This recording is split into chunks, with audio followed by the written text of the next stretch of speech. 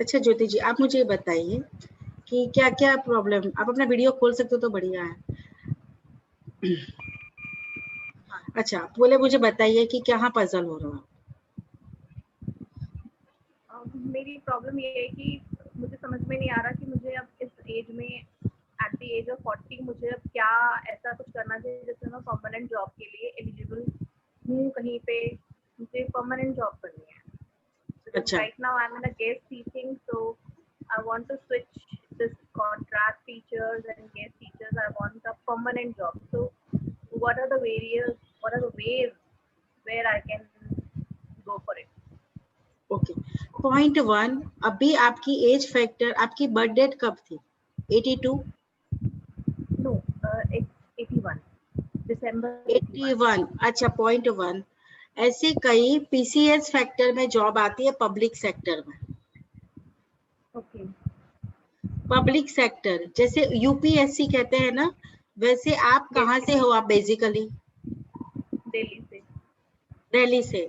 तो आप यूपीएससी, आपका मतलब और कई, जैसे अभी आप बिहार है, इवन राजस्थान है, इवन हरियाणा है, तो RPSC Rajasthan public service commission, Bihar public service commission, Rajasthan में कई बार 5 साल की एक्सटेंशन भी है लेडीज के लिए। Okay. Rajasthan, but I can't move there. अच्छा, आपका होम टाउन, आपके हस्बैंड का home town both are same?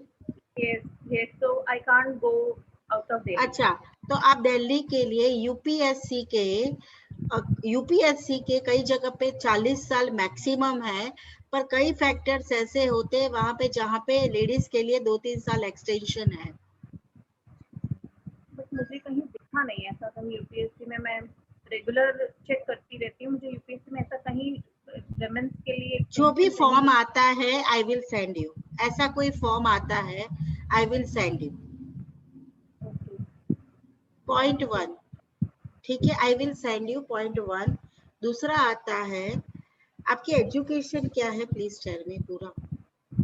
I did BSc from Delhi University, then MBA from Punjab Technical University, then B.Ed from IP University, then MA Psychology recently from IGNOU. आपका पूरा face आ रहा, अच्छा इस थोड़ा, BA, हाँ फिर BA, फिर BSc you जी, completed, BSc, then after MBA, then yes, after B.Ed, B.Ed, then MA Psychology. MA in psychology. ठीक है, तो आप यहाँ पे पहले तो सीटेट तो है ही है, आप सीटेट कंप्लीट कर सकते हो, पॉइंट 1। फिर हर सीटेट होता है सेंट्रल गवर्नमेंट का, दूसरा होता है स्टेट गवर्नमेंट का एसटीएटी। जैसे हरियाणा है, आप हरियाणा दूर मत जाओ, गुड़गावा तक जा सकते हो, तो आप वो ले सकते हो, वो मुझे पता है। वो तो आपका हो एडटेक, गया। तीसरा हो गया, आप गवर्नमेंट में देखो, एक तो पब्लिक सेक्टर में जा सकते हो, तीसरा आता है आप लॉ फैक्टर में भी आपको काफी जगह पे अपॉर्चुनिटीज मिल जाती है ड्राफ्टिंग वगैरह करने की। लॉ वो के लिए लॉ कहाँ जा सकती हूँ मैं? लॉ करना चाहूँ तो कहाँ पे लॉ कैसे? तो मतलब लॉ के लिए कोई एज बार नहीं है। बट वो डिस्टेंस लर्निंग कहीं नहीं है ना, तो रेगुलर करना होगा। डिस्टेंस में डियर सुनो, डिस्टेंस में आपको जाने की जरूरत नहीं, आपको सिर्फ पेपर देने ही जाना होता है। कई ऐसी कहाँ पे? यूनिवर्सिटी होती है, जैसे आप चौधरी चरण सिंह ले सकते हो, एमडीयू ले सकते हो, कुरुक्षेत्र ले सकते हो। आपने बीएड करी तो भी आप कौन से रेगुलर जाते थे? नहीं, बीएड में रेगुलर जाती थी मैं। आईपी यूनिवर्सिटी में रेगुलर बीएड है। अच्छा, आपने बीएड रेगुलर किया है, तो काफी हाँ ऐसी यूनिवर्सिटीज आपने देखी होगी कि लोग काफी पेपर लिख नहीं चाहते, और लॉ की हाँ। प्राइवेट, लॉ की गवर्नमेंट मतलब रेगुलर डिग्री है, करस्पॉन्डेंस कोई लॉ की डिग्री नहीं देता। Law is a professional course, hmm, सिर्फ पेपर लिखने जाना होता है, और law is a best option for you, क्योंकि आप अपने परिवार के लिए भी बहुत अच्छा काम कर रहे हो। जैसे आप लॉ बन गए, लॉयर बन गए, 3 साल में आपका लॉ कंप्लीट हो जाता है, 6 सेमेस्टर्स होते हैं, पेपर देने काफी यूनिवर्सिटीज सलाह लेती है, पेपर देने जाना हो तो इसके बारे में मैं आपको फोन पे ही मैनेज करवा दूंगी कि कौन कौन सी कॉलेजेस है। लॉ हो जाता है, उसके बाद आप लॉयर बन जाते हो, आप किसी का केस भी घर बैठ के ले सकते हो।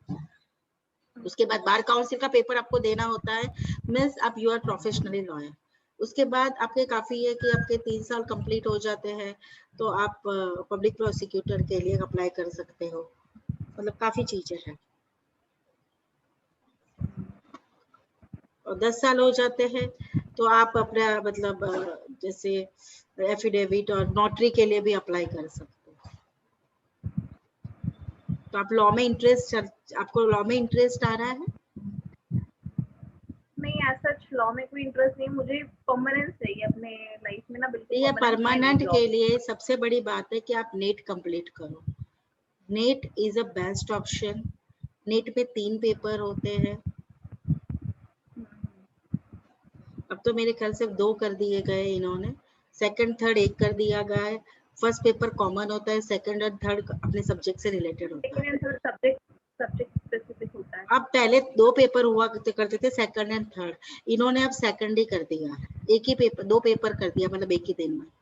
तो आप अपना मैंने जिसमें थर्ड वाला मास्टर एक बार दिया था, नहीं आप उसको मैनेजमेंट का लॉ मैं किया आप था। इसके साथ दिया करो। मैं आपका जो मास्टर्स है उसके ऊपर आपका लॉ बंद कर सकते हो आप। फिर दूसरा एक ऑप्शन और एक बताती हूँ, आप एमएड कर दो। एमएड करने के बाद आप बीएड कॉलेज में भी आप एज बीएड भी पढ़ा सकते हो। बहुत सारी एमएड भी बीएड करती हूँ। अभी मैंने बीएड करके फिर देन मैंने एमए करा है। एज हो रही है 40, अब मैं कितना पढ़ती जाऊँ। नहीं, आप यही एक समझ ऐसा में नहीं। करो, आप ना नेट का छोड़ो मत। नेट एक ऐसी चीज है, आपके आपके आसपास ही डीयू में इवन आपको अच्छी जॉब, क्योंकि देखो आपके पास इतना एक्सपीरियंस है तो वो लोग आपको ले ही लेंगे। और आपकी जो मास्टरी है, जीवन आप क्या पढ़ाना चाहते हो, आपके किस में मास्टरी है?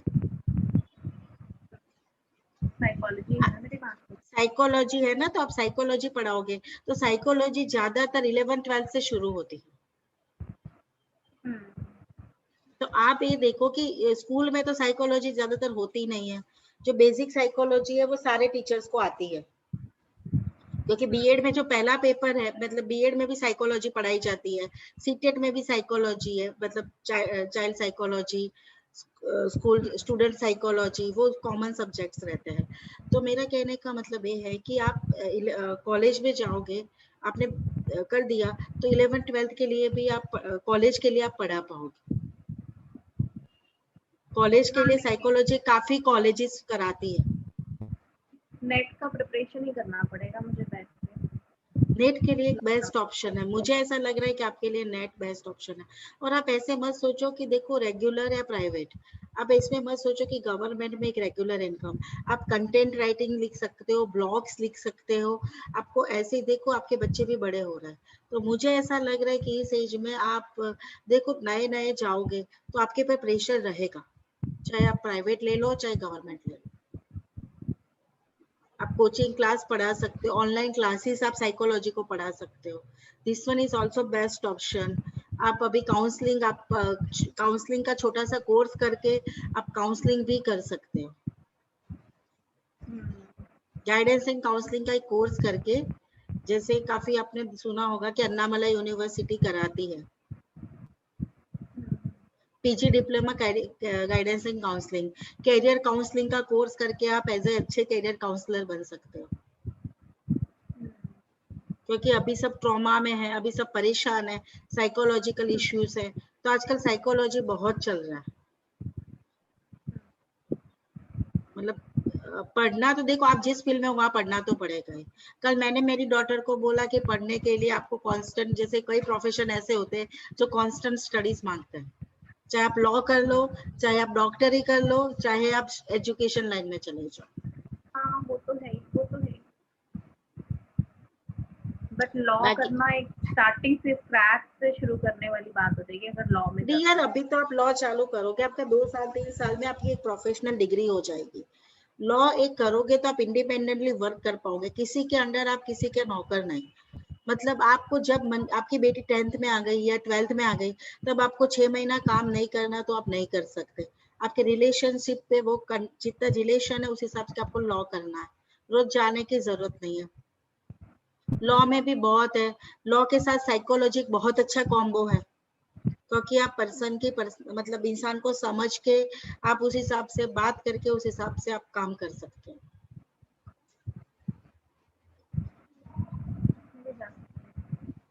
ये सब ऑप्शंस है। बाकी देखो नेट तो चालू रखो, क्योंकि आपका जो एजुकेशन है ना उसके लिए नेट के लिए अलग पढ़ाई की जरूरत नहीं है। नेट तो आप ऐसे ही निकाल दोगे, क्योंकि देखो एक्सपीरियंस का इम्पैक्ट होता है। आपने बीए करा, नेट पे क्या होता है 10 सब्जेक्ट्स होते हैं, तो आपको 10 सब्जेक्ट, आपने बीएड खुद पढ़ा है तो बीएड पहले पेपर में तो नेट मतलब you should deal with students, तो वही आपका बीएड आपका नेट में काम में आ रहा है। सब्जेक्ट्स तो वही मिलते जुलते हैं, चाहे कोई भी गवर्नमेंट एग्जाम की तैयारी करो। मुझे ऐसा लग रहा है कि सब्जेक्ट्स तो वही, पॉल साइंस, कॉन्स्टिट्यूशन, वही आपका मैथ्स, रीजनिंग, वही आपका सब में सब सेम आता है। कोई ज्यादा फर्क नहीं है, उसके लिए आपको पढ़ने की इतनी जरूरत नहीं है। लॉ भी इजी सब्जेक्ट है, कॉन्स्टिट्यूशन है, मतलब लॉ में भी आपको सब्जेक्ट का नॉलेज चाहिए तो मैं आपको बताती हूँ। लॉ में 30 सब्जेक्ट होते हैं, तो उसमें होता है आईपीसी, सीआरपीसी, कौन किसने क्या गुनाह किया, उसके अकॉर्डिंग कौन सी सेक्शन किस पे लगेगी, शेयर मार्केट का, बैंकिंग लॉ होता है, लेबर लॉ होता है, इंश्योरेंस लॉ होता है। इस हिसाब से सारे लॉ है, और आप एंजॉय करोगे लॉ भी पढ़ने के लिए। और ऐसे बस सोचो, आप ये सोचो कि भी मेरे बच्चों को भी एक प्लेटफॉर्म दे रहा हूँ, मतलब 3 साल के बाद अब बच्चों की भी कितनी कंपटीशन है। अब वो चाहे 98% भी लाएंगे तो उनका भी फ्यूचर फिक्स नहीं है ना, कितनी रेस चल रही है बाजार में। आप एक प्लेटफॉर्म दे दोगे तो बच्चों के लिए भी पॉजिटिविटी हो जाएगी, मुझे ऐसा लग रहा है। क्योंकि योर किड इज ऑल्सो 8 या 9 स्टैंडर्ड, 8 स्टैंडर्ड में आपने बताया, तो मैं मेरे बच्चों के लिए प्लेटफॉर्म रेडी कर रही हूँ कि कल उठ के उनके लिए बैठने के लिए एक जगह हो। कल उठ के वो कुछ परेशान हो जाए तो हमारा प्रोफेशन वो एक्सेप्ट थोड़ा सा कर पाए।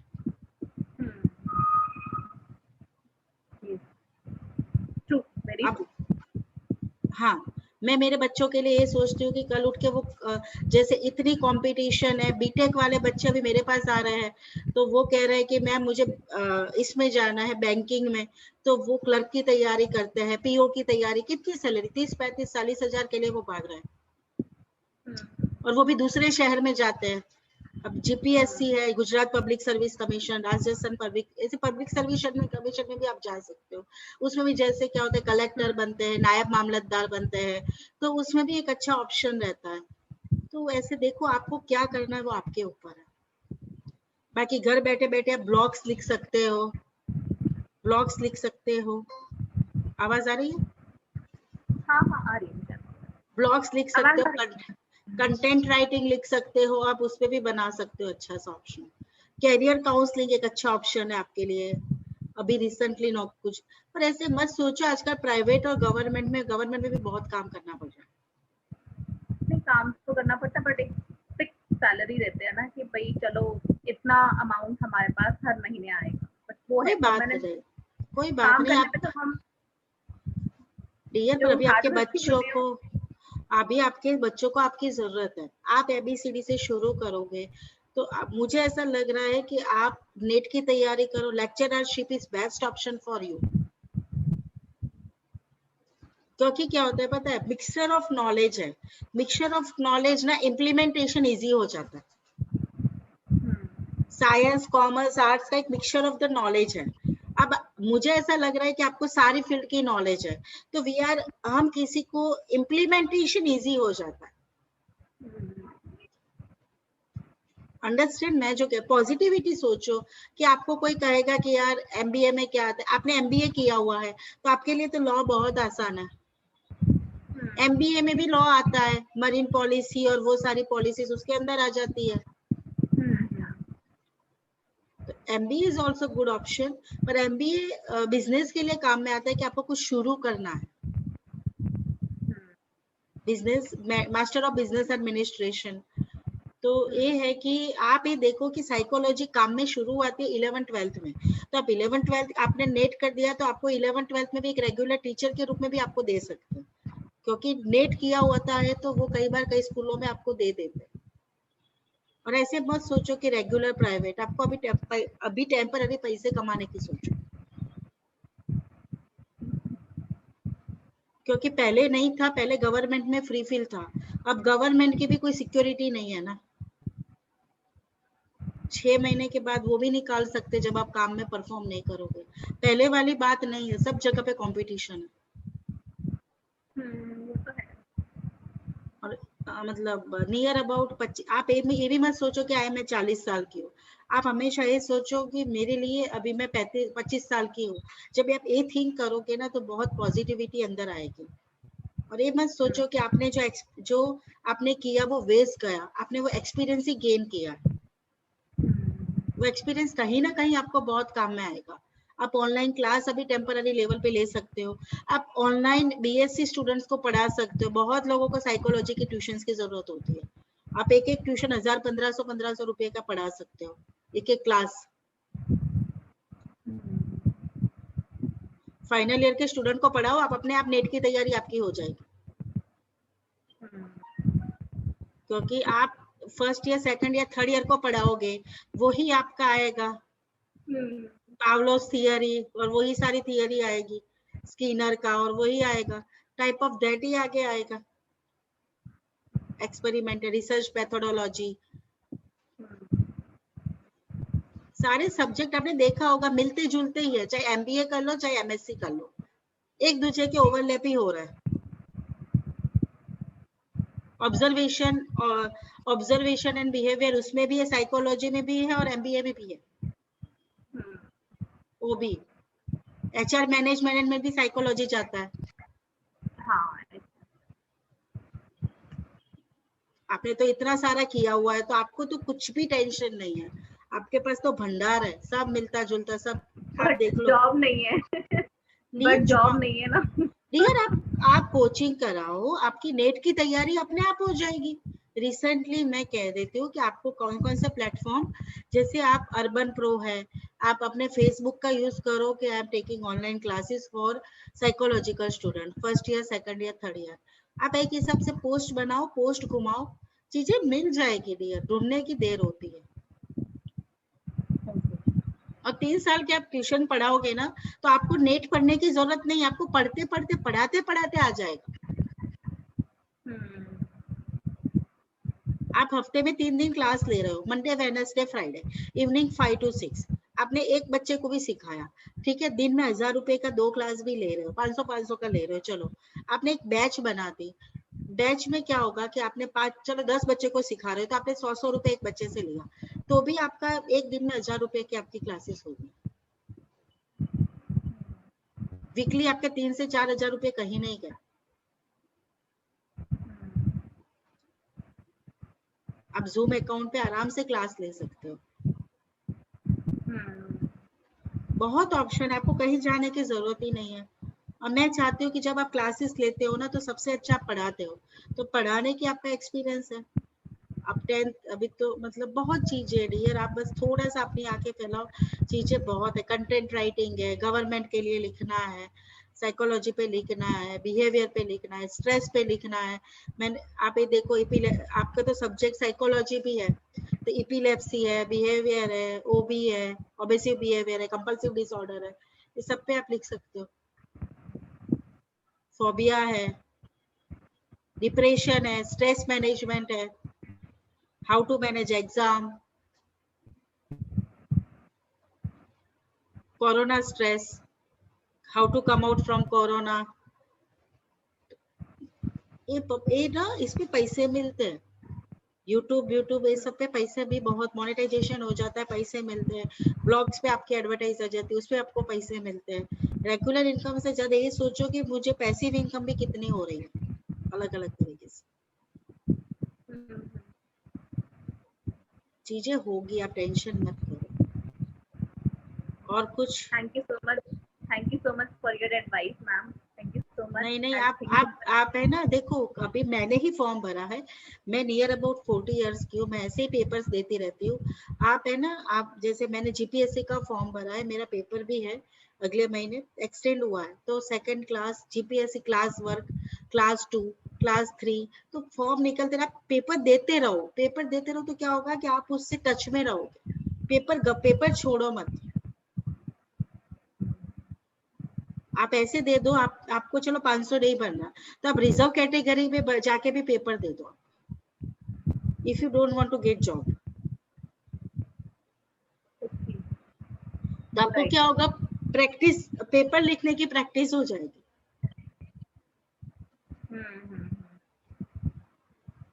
इससे आप सीटेट आप देख लो आपको क्या क्लियर करना है ना। बहुत चीजें हैं, आप पढ़ाई मत छोड़ो, और आपका प्रोफेशन में तो पढ़ना ही पड़ेगा। जैसे हम पढ़ते वैसे आपको पढ़ाई, कभी हमारे बच्चे पढ़ाई के फ्री हो जाएंगे, हम नहीं होंगे। थकना नहीं है, एंजॉय करना है। और आप जो अपनी बेटी को पढ़ा रहे हो ना, वही चीज आप 6, 7, 8 की पढ़ाई ही सब भी दुनिया में आती है। कोई भी गवर्नमेंट एग्जाम देख लो, 6, 7, 8, 6 to 10 की पढ़ाई, आप पीसीएस कर लो, आप बीएड कर लो, आप कोई भी नेट कर लो, आपको 60 10th की पढ़ाई ही, रीजनिंग आती है, डाटा इंटरप्रिटेशन, मैनेजमेंट, डायरेक्शन, वही से अपना आएगा। उनको पढ़ाते पढ़ाते ही आपका हो जाएगा मैथ्स और साइंस। वही 10 टॉपिक्स होता है, डायरेक्शन, डाटा इंटरप्रिटेशन, राइट। तो वही जैसे जैसे प्रोबेबिलिटी आती है, सब में आती है। फिर आती है कि कैलेंडर, सब में आएगा, चाहे आप नेट कर लो, चाहे कोई भी एग्जाम कर लो। तो ये सब तो हमें हाँ, कॉम्प्रिहेंशन के नीचे क्वेश्चन आंसर तो सब में आएगा। तो उनको भी आप ये सोचो कि 6 से जो पढ़ रहे हैं ना, वो गवर्नमेंट एग्जाम की तैयारी कर रहे हैं। उनको पढ़ाते पढ़ाते आपकी तैयारी नेट की कहाँ हो जाएगी पता नहीं चलेगा। आपको अलग से पढ़ने की कोई जरूरत नहीं है। 2 ऑप्शन दिए नेट की तैयारी करने के, आप अपने बच्चे को पढ़ाओ और हफ्ते में 2 दिन क्लास लो, तो यू विल एंजॉय। जब क्लास लोगे ना, तब आपको वजूद मिल जाएगा, आपके हाथ में कैश आएगी ना, तो आपको मजा आएगा। और कैश भी ऑनलाइन मंगाओ, पेटीएम करवा दो, पेटीएम का ऑप्शन है आजकल, ऑनलाइन अकाउंट ट्रांसफर हो जाता है, कोई टेंशन नहीं। तब तक, जब तक आपका नेट ना हो, तब तक इस हिसाब से इनकम करो। जब आपकी नेट हो जाए, तब रेगुलर इनकम आपकी चालू हो जाएगी।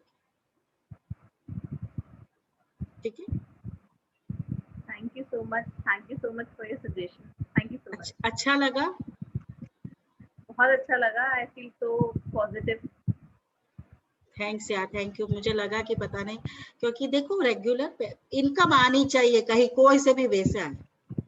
और आप ये मत सोचो कि आपको 1 लाख रेगुलर इनकम आए, आप ये सोचो कि आप 2-2.5 लाख रुपए पैसिव इनकम करो। फ्री का फ्री, और पैसिव इनकम में किसी का प्रेशर भी नहीं, क्योंकि वहां। थैंक्स यार, थैंक यू, है ना। आपको कभी भी डाउट है मुझे फोन कर देना, ठीक है। Thanks, thank you, thank you dear, bye bye.